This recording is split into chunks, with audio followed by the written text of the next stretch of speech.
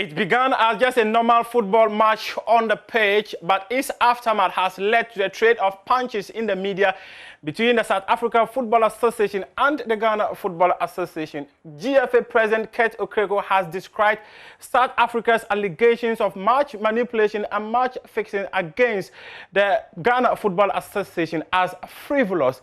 He says that it is due to the incompetence of SAFA that led to ill preparations of Bafana Bafana. 54 members of the Ghana Football Association have filed a petition to the football governing body demanding that they organize an extraordinary congress to review some of their statutes put together by the now defunct Normalization Committee. Hazaka's ladies will be in action later today in the final of the CAF Women's Champions League, and their defender Janet Ejiri has been speaking about that match. She says they are fully ready to come up against Mamelodi Sundowns. Welcome everybody to AM Sports. I am Muftaro Nabila Abla. Let's start with the trade of punches in the media between SAFA and the Ghana Football Association. Well, yesterday, Ghana FA responded to the allegations thrown out there by SAFA's president, Danny Jordan. According to the GFA president, Kurt Okraku, Bafana Bafana were ill-prepared due to the incompetence of SAFA. He has also called on the president of CAF, Dr. Patrice Motsepe, not to take sides in this matter. The South Africans keep shifting goalposts from being robbed by the referee to the match being manipulated by external or third parties. Or the match being played by ball boys. I mean, it's important somebody will tell Danny, my good friend, that he must speak the truth to the South African people to understand that their team, per their own judgment, is not good enough to make it to the Mundial. That's the truth. They were not confident in themselves. Haven't we had quotations from their head coach? Haven't we? Did South Africa not play against Zimbabwe when they should have scored 4-0? To be comfortable in Ghana when they know that they've never won in Ghana? How would they even dream that they can match up against the Black Stars in Ghana? How is that possible? It's important that Danny, my good friend, is a very good friend. It's important that he's honest to accept that on the day, over the length of the competition, the Black Stars were by far the best team in the group. The Black Stars dominated the Bafana Bafana. Mother God was so good to South Africa on that day because you could see clearly the number of balls that should have entered the net. The number of penalty appeals that should have been taken by the referee also for Ghana. South Africa must not be bad losers. They must not be sour losers. They must understand that they didn't plan enough, they didn't play well enough, they didn't win enough games, for which reason they were not good enough against our gallant Black Stars. Let's clap for the Black Stars.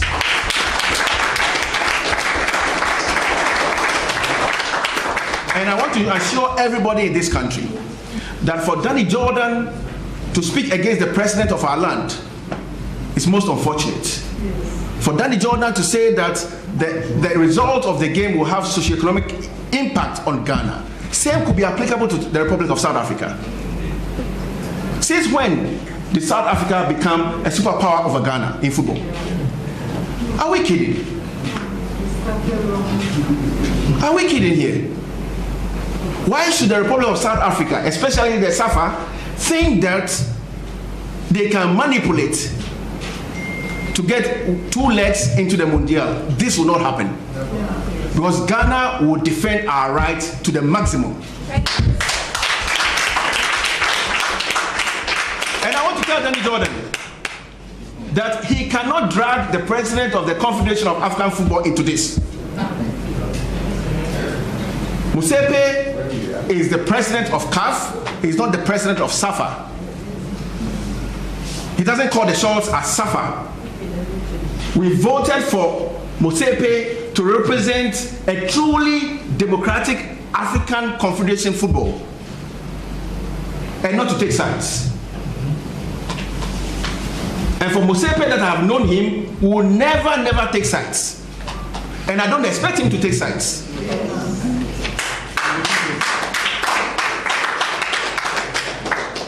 Again, our country and your FA will defend our own.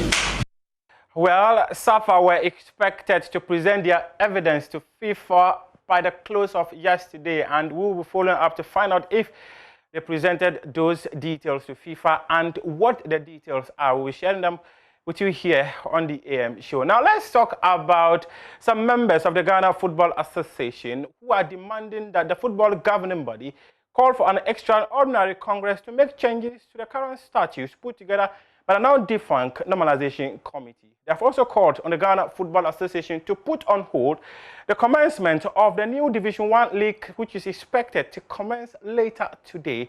They say that some portions of the statutes put together by the now defunct Normalization Committee are inexplainable, and claim that the GFA Executive Council cannot equate number of clubs to number of delegates.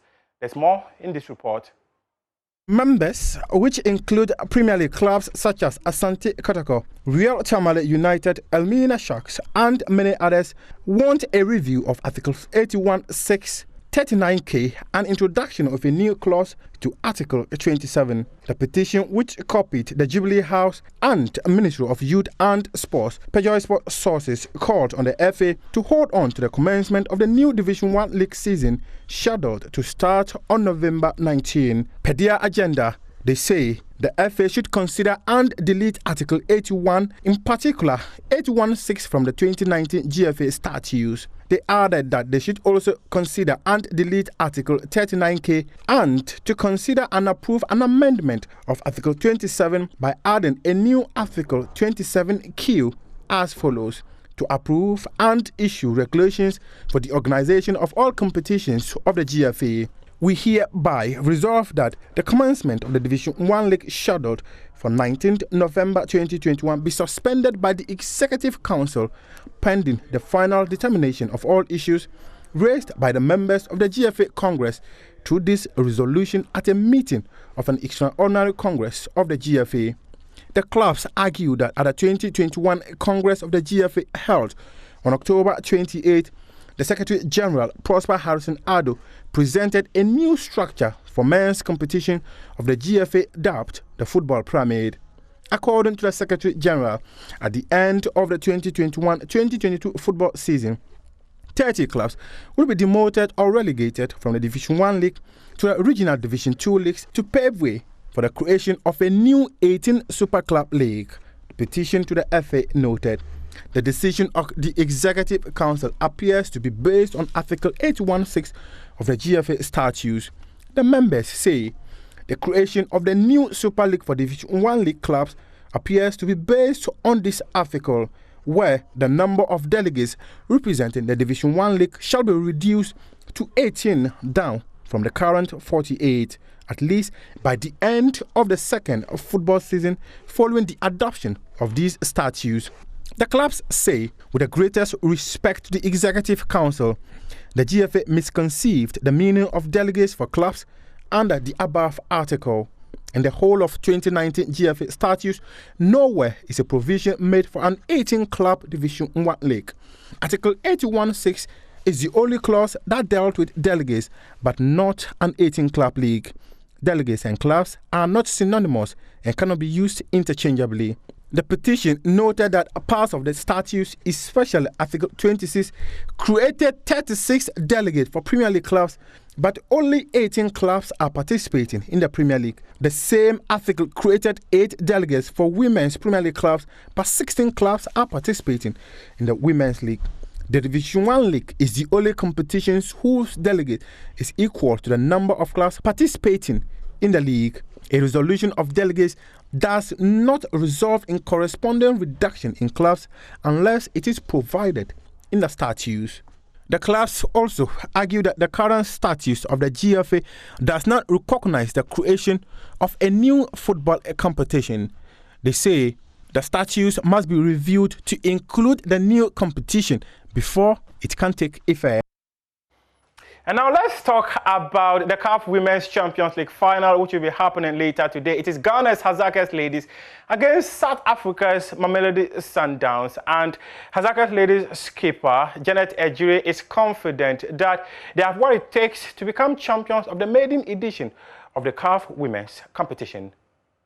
We are very prepared. We are ready, so we are very prepared. In this competition, they are here to concede, and we know how they play. And this is Hazakahs, so we are ready for any team. I know it's going to be a tough game, but I know we are winning. As my captain just said, I'm not going to predict you, but we are going to win. Good luck to Hazakahs Ladies as they eye the title later today. Now let's talk about the Ghana Premier League. We are already into match day 4 of the competition, and these are the fixtures. Today it is Berekum Chelsea versus King Faisal. King Faisal have had 100% success since the season commenced on October 29. And on Saturday it is Asante Kotoko versus 11 Wonders. That will be the first game under floodlight at the Baba Yara Sports Stadium for the first time in as many as 8 years. Ediana Stars will also come up against Real Tamale United, Accra Lions who play Bechem United. On Sunday, Great Olympics will host Dreams FC. Wafa will come up against Legon Cities. Elmina Sharks will play Bibiani Gold Stars. Ashanti Gold will come up against Accra House of Oak, who are yet to win a single match despite being defending champions. They've drawn all their first 3 matches in the competition. Midiama SC, who fired their head coach on Tuesday, will come up against Karela United. These are the fixtures on match day 4 of the Ghana Premier League. It's been a pleasure coming your way with the AM Sports. I am Muftau Nabila Abdullahi. The AM show continues right after this.